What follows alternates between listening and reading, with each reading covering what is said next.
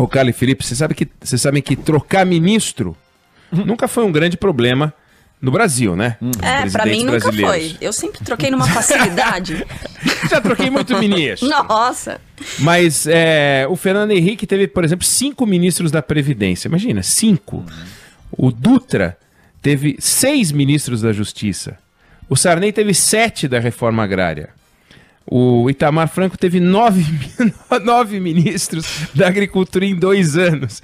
Gente. E o Floriano Peixoto teve 10 ministros das Relações Exteriores. É uma coisa fantástica. Se a gente pegar todos os governos da República, eu tenho uma base de dados com esses dados todos, do Deodoro até o Temer, a gente teve um ministro trocado a cada 80 dias em média.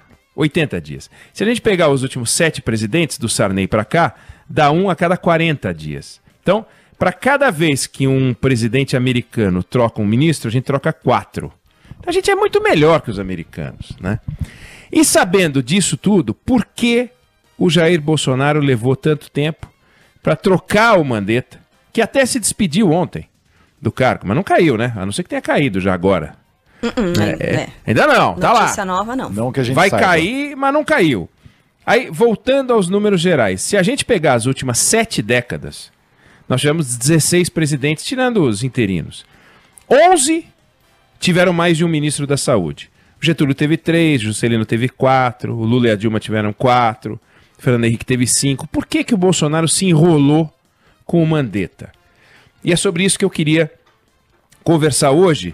E uma explicação possível é que pela primeira vez na nossa história, o epicentro de uma crise nacional, que também é mundial, tem a sede no Ministério da Saúde. Não é? A gente já teve crise séria passando pelo Ministério das Relações Exteriores, pelo Ministério da Justiça, Fazenda e Economia, nem fala, né? Porque o Sarney teve 4 ministros da Fazenda para acabar com a inflação e não conseguiu. O Collor tentou com 2 ministros e também não conseguiu. Quem conseguiu foi o Itamar Franco, que teve 6 ministros da Fazenda. 6, ele é maravilhoso. Então, de repente, entra o Jair Bolsonaro e se vê às voltas com crises que envolvem pastas que nunca foram testadas do jeito que foram testadas, ou que estão sendo testadas no governo dele. Primeiro, a Amazônia ardeu em chamas, né? Então, pelo menos é assim que a crise era vendida. O fogo tinha uma sazonalidade, se você pegar a curva de incêndios ao longo dos últimos 10, 15, 20 anos, não é muito diferente do que os piores anos, mas o fato é que aquilo virou uma mega crise internacional com xingamentos, xingaram a mulher do Macron, a confusão dos diabos, e daí a crise virou uma crise internacional e colocou no olho do furacão o ministro do Meio Ambiente do Bolsonaro, o Ricardo Salles. Essa pasta sempre foi meio que café com leite nos governos anteriores, né? Ninguém nunca falava sobre o Ministério do Meio Ambiente. O único ministro do Meio Ambiente conhecido é a Marina Silva, que está aí zanzando, né? Vivendo de ter sido ministra do Meio Ambiente. Mas o fato é que essa pasta, além de enfrentar o fogo da Amazônia, depois teve que se envolver no quê? As praias brasileiras, que foram tomadas pelas manchas de óleo. Foi uma crise pesada, uma crise que atingiu o setor de turismo do Brasil. Ninguém sabia, nem sabe muito bem até hoje o que aconteceu. A explicação ainda não está muito resolvida, mas lá estava de novo o Ricardo Salles e a pasta Café com Leite no centro do furacão. Não é comum. Nós não tivemos isso. A gente já teve problemas envolvendo a FUNAI, a gente já teve problemas envolvendo a reforma agrária, a gente já teve vários problemas, inclusive com a Amazônia, mas vamos combinar que o Bolsonaro entrou, a primeira crise foi a Amazônia, a segunda crise foi a mancha de óleo. Me digo dessas de repercussão internacional, né? E era o Ministério do Meio Ambiente, além de outros ministérios envolvidos também. Aí vieram os números dramáticos do desempenho do Brasil no PISA, aquela prova internacional de conhecimento, de leitura, matemática, e o Brasil com um resultado vergonhoso. Ela sai a cada 3 anos e saiu no primeiro ano do governo Bolsonaro. A discussão foi parar para cima de quem? Do grande, do imbatível ministro da Educação, o Abraham Weintraub, que, como diz aquele ditado, de onde você menos espera que venha alguma coisa, é de lá que não vem nada, né? Então, estava na mão do Weintraub, então, Ministério do Meio Ambiente, Ministério da Educação, aí veio o coronavírus, que é uma crise sem precedentes, né? Uma doença que ataca as pessoas, uma doença que ataca a economia, Uma doença que não tem remédio, uma doença que não tem vacina, uma doença que coloca em xeque o sistema de saúde, que arrebenta os orçamentos públicos do mundo inteiro e que esse ano já mostrou que vai arrebentar o PIB de todos os países. Para sorte do Brasil, ao contrário do caso da educação, o Bolsonaro nomeou um cara que não é um lunático, mas nomeou o Mandetta. Um sujeito completamente desconhecido, me perdoe os parentes do Mandetta, as pessoas que o conhecem, mas não era uma pessoa conhecida. Mas ele se tornou conhecido rapidamente e muito querido. As pessoas passaram a admirar, passaram a gostar pelas virtudes que ele demonstrou. Respondia as perguntas, explicava, orientava, falava com todo mundo, não era gritão, não era rabugento. Eu digo não era, mas ele não é, né? Mas é que meio que já foi, do ponto de vista do cargo. Mas o Bolsonaro não ficou satisfeito. Em vez de apoiar o ministro, ter orgulho, ele que criou o ministro, tudo bem. O ministro foi indicado pelo Ronaldo Caiado, mas ele que aceitou, ele que nomeou. Quem no Ministério da Saúde a gente conhece, tirando o Serra, lá atrás que fez os genéricos, ou Adib Jatene, mas pega a lista de ministros da saúde, é um bando de gente desconhecida. Aí vem o Mandetta, um desconhecido, que se não fosse o coronavírus, talvez ninguém nunca ouvisse falar dele, ele talvez saísse do ministério, a gente nem ia saber que ele entrou, mas está lá o Mandetta. E o Bolsonaro insatisfeito. Por quê? Em vez do isolamento que o mundo inteiro receitou, em vez do isolamento que o ministro defende desde o início, em vez do isolamento que os governadores abraçaram, porque a Organização Mundial da Saúde defende, ele queria o Brasil nas ruas, o presidente, né? E por um motivo simples, quer dizer, a Covid-19 compromete o desempenho do Paulo Guedes. A Covid-19 joga a luz não no trabalho do posto Ipiranga, mas no trabalho do posto da saúde. E isso incomodou o Bolsonaro, né? O ministro pregando com sucesso numa determinada direção e ele falando sozinho em outra direção.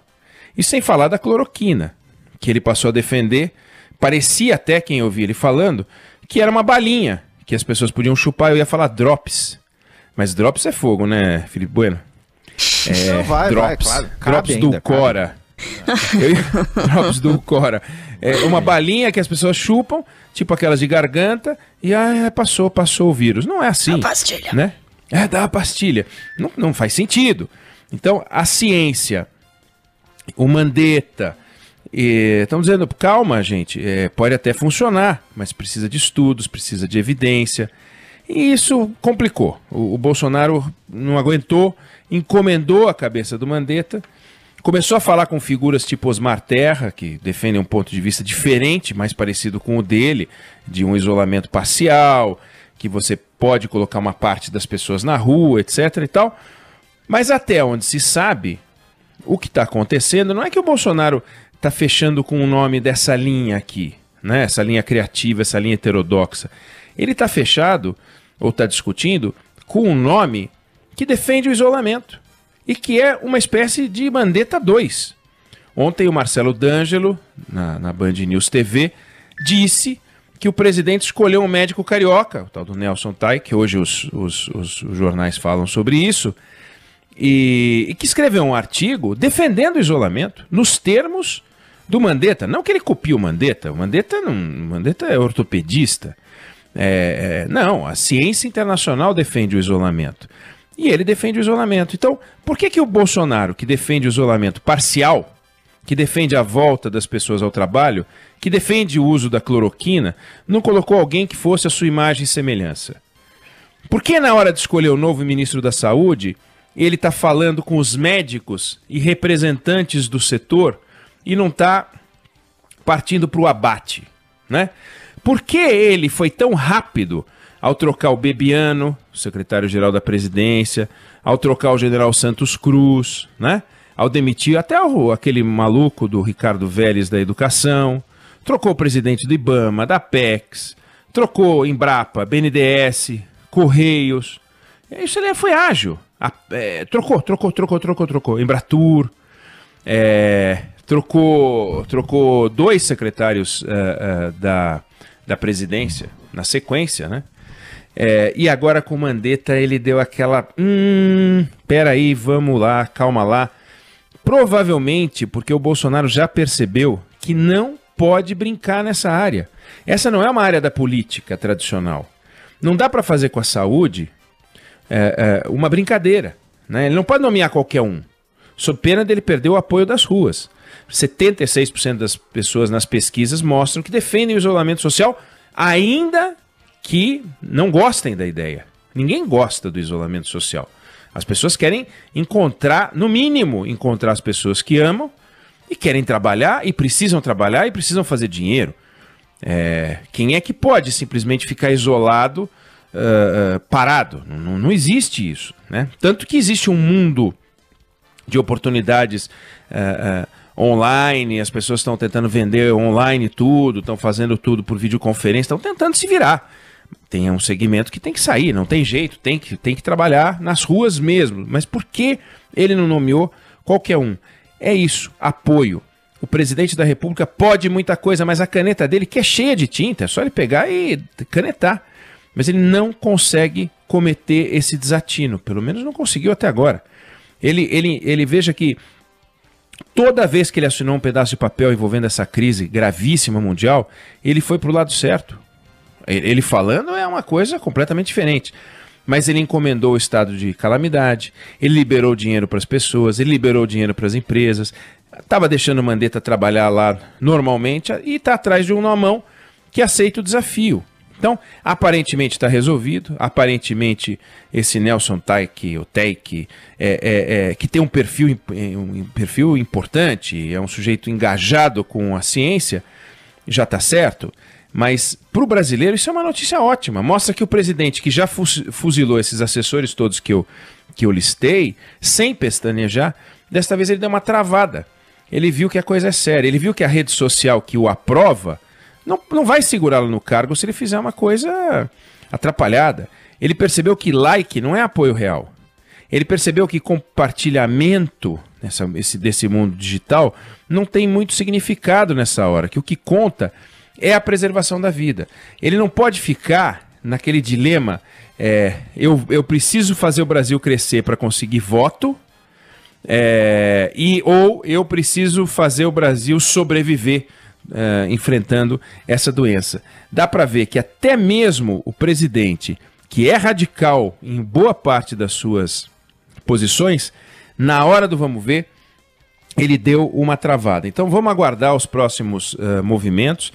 Aparentemente virá uma pessoa muito parecida com Mandetta. Na primeira oportunidade, na primeira entrevista, obviamente a primeira pergunta é: qual é a sua posição sobre o isolamento social? E a segunda, qual é a sua opinião sobre o uso da cloroquina? São as duas perguntas que o novo ministro vai ter que responder. Mas é interessante observar, para quem não prestou atenção, que o presidente da República não agiu com o Mandetta de forma irresponsável, nomeando qualquer um, desde que acredite nas coisas que ele acredita. Ele foi conversar com os médicos, ele ligou para os principais nomes da medicina do Brasil e não ligou para os seus amigos religiosos, para os seus amigos pastores, para os seus amigos da bancada da bala. Ele não foi por aí. Ele foi para a ciência. Então a conversão do presidente Jair Bolsonaro à ciência neste episódio da Covid é a melhor notícia que a gente poderia ter hoje.